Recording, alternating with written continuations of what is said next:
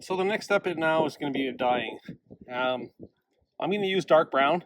You really don't want to go full strength because if it gets too dark, you can never go back. I go 3 parts dye, 1 part water, as you can see.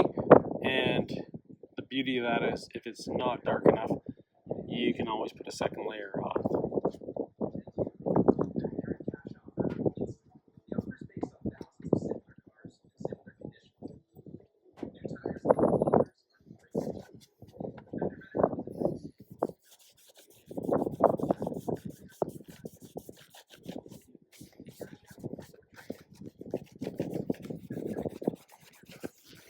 Big thing when you're dyeing the boots is you gotta keep moving.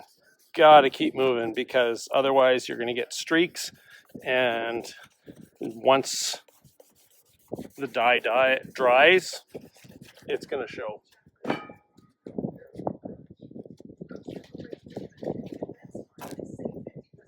So a little more dye. Really want to make sure you get into those grooves there. Otherwise it's going to show lines. Hopefully you get the idea. Move quickly, make sure you get the grooves and the entire boot.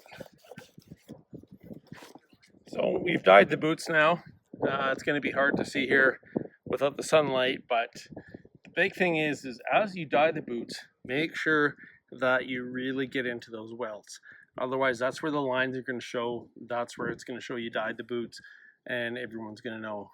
So as long as you get a nice even thing, and even though we don't typically polish the gusset, the tongue of the boot, we're going to dye it anyways because it just saves you having to polish it.